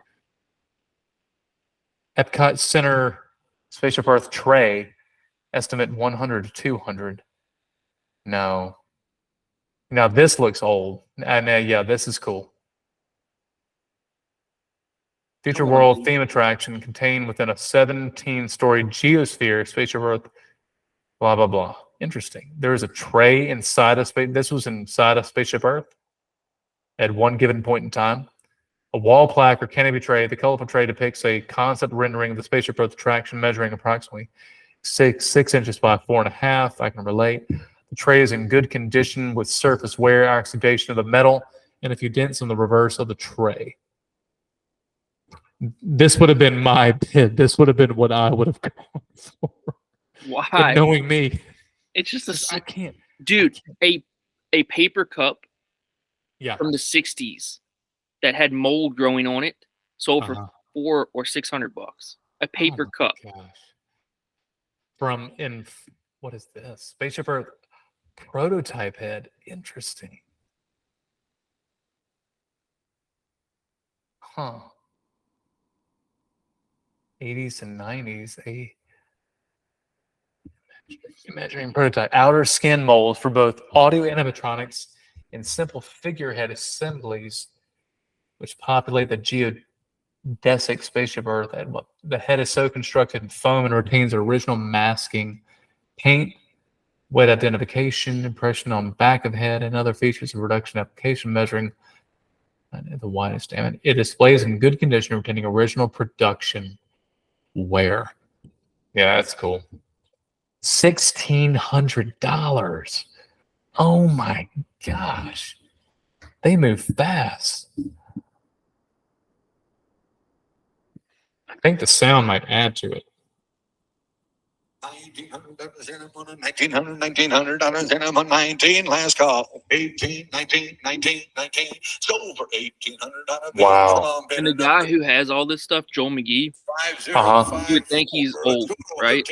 Yeah. He's like 50-ish. What? Yeah. Is he a retired Imagineer? I don't think he even worked for. Here, He just collects this stuff. I'm gonna look it up real quick. Let's see. Joel. Joel McGee Disneyland Collection, a master pullhead prop. Let's see, Joel McGee.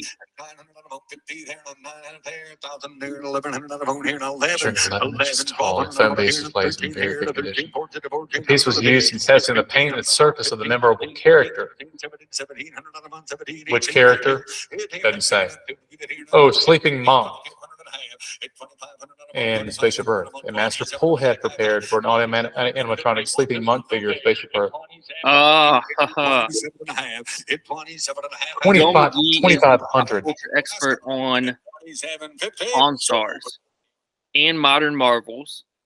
Uh-huh. 5163. Thank you. Here's a Spaceship Earth cast member costume. Spaceship, and it's the Earth cast member costume. $650. Opening bid was $300. Base bid. The next stuff is the stuff I have a bid on. You're bidding on? Oh shit. Here it goes. 50. This is you? Get it. Let's go to 1394. A Soaring Flight crew only.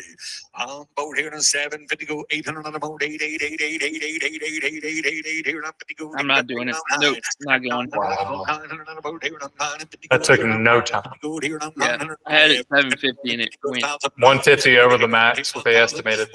Yeah. $1,000. Wow. How big is the sign? 11 by 11.75 by 5.75. Like Not me. very big. Your ego? Oh, up to 1,200. Whoa. Somebody came in with 200 plus. Soaring. Ah, happy celebration. Happiest celebration on Earth soaring banner. 225. 275. You bidding on this one? You in it? I'm done now. I had 375. Oh shit. 425. What's $50?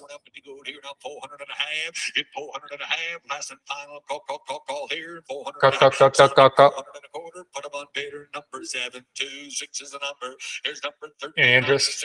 Here's a mission space press invitation. I bet a boat here, 100 and a hundred, no, here, no, 1 and a 100 and a 100, here, no, 100, 100 and a 100 and a 100, here, no, 100 and a 1, give it here, no, 100 and a 1 and a quarter, give the quarter now, 125, 125 and a 1. I would not spend 100. That's like a piece of paper. Put them on number No, I like this. 33. Let's go to lot number 1397. 300 starting bid. That's soaring over California. No, it's not. Oh, it's not. It's Epcot. 300 and a half here, now 350, 350, 300 and about 50 there, now 300 and about 50, 50 get about now 350, 75, and 375, give it here and 70. Yeah, that's you? No. 375 and 375. This next thing, Yeah. I own. Oh. Sold at 375. Sold for This auctioneer is killing me. Put them on number I want that job. 3770. You have this. Go to 1398. Wow. Soaring cast member costume. $950. Did you get it through the auction? This lady was on Facebook, and she has a Facebook group, and she bought a storage unit, and it had over 10,000 costumes, cast costumes. Wow. 950. Put them on number 3569. Let's go to 1399. Emission space attraction costume. What do you got about? Got anybody? So yeah, 400 and a phone up, 400, give it here now, 4. I tell you, man, That's impressive. That is impressive.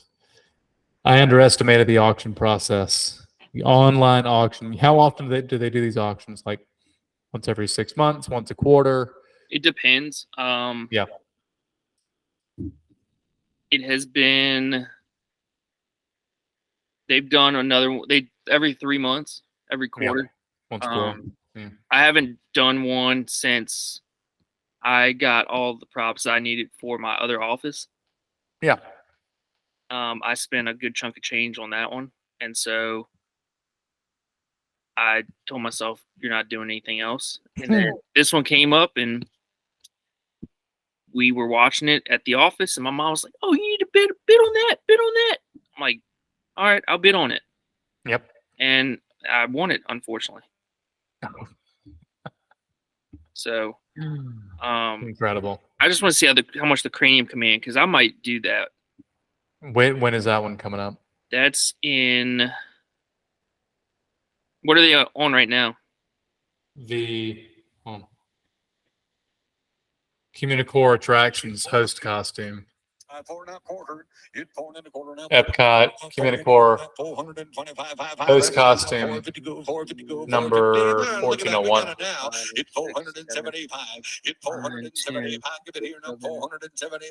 It's 12 and 12.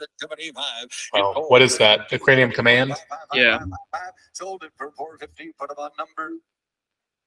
Body Wars Attractions host costume. Wow.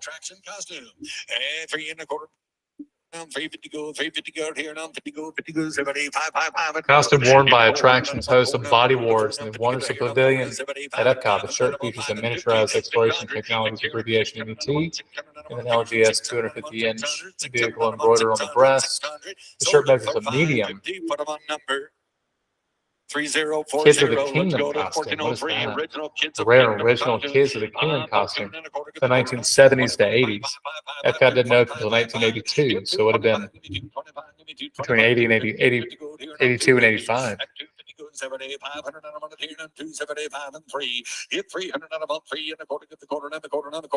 Very good condition. A few signs of wear. Wow. I am winning the Cranium Command. All right. I might have to take a loan out. You do what you got to do. Now, what is the Cranium Command item? An extremely rare original poster for Cranium Command. Posters featuring imagery of general knowledge once drew audiences toward the wonder of life, attraction, and future world. This piece has a viewable image of size of 23.75 by 35.75 inches within a frame. It's very good condition, exhibiting few scuffs and a little wear from the part.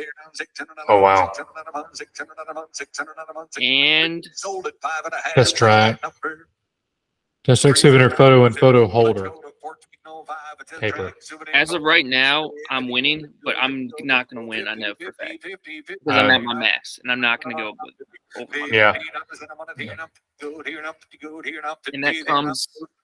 We go to 1406. Celebrate the future hand-in-hand poster. And that's cool.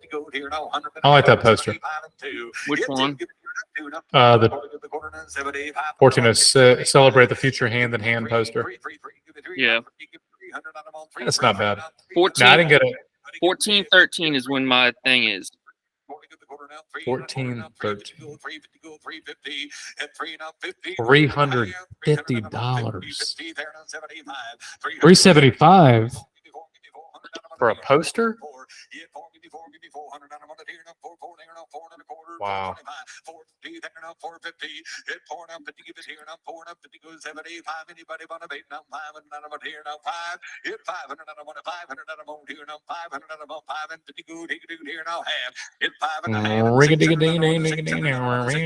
It's still going at $550. This poster, Epcot 2000, $550. Incredible. A Horizons audio animatronic child figure costume. That's going to go for a lot. You could put that on Mason. Do I need to help him transition before he puts it on?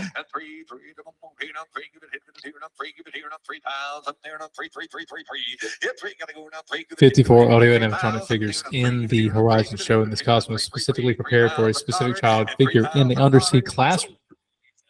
I remember that as a child. World of Motion caveman engineering model. That's going to go big time. Wow. That's it. 1500, 16, 17, 18, 1900, 2000,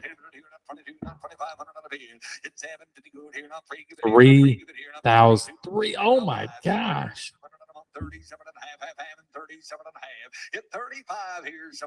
37 and a half. Wow. 44,000.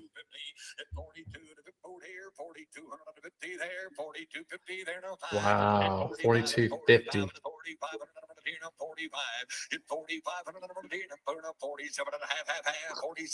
I can't do this.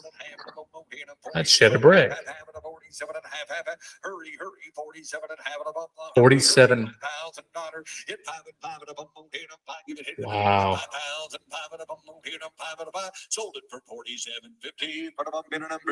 Oh my gosh. Just think about it. If this guy, let's do the math. If this guy, $14.99. Actually, let's do $14.50 times 5,000. That's $7,250,000 he's made. Plus 50 lots of, let's just say 100,000. Sure. That's 12 million. So he's cleared about probably 20 million. It's incredible. It's incredible. I mean, how do you get in with these people? How in the world do you put yourself in that position to have that type of clout, to get that kind of, I mean, just, it's incredible. It's just incredible. What's next? World of Motion head prototype. So what is your item again? What are you going for? The Cranium Command. A lot of masks. A lot of molds. A lot of models. Wow. And how much it costs to actually make that said item? Probably not Here much. it is. University of Energy. I would enjoy this one. 450. Golly, started at 200. They doubled it by 600. People love that 1980s Epcot shit. Love that stuff. I mean, I do too. It's cool, but man, it's iconic. I mean, it really is. The font, everything with it.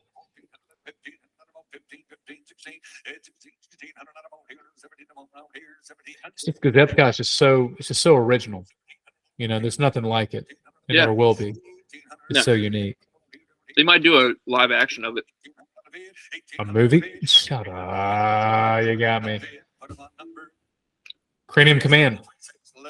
Is that it?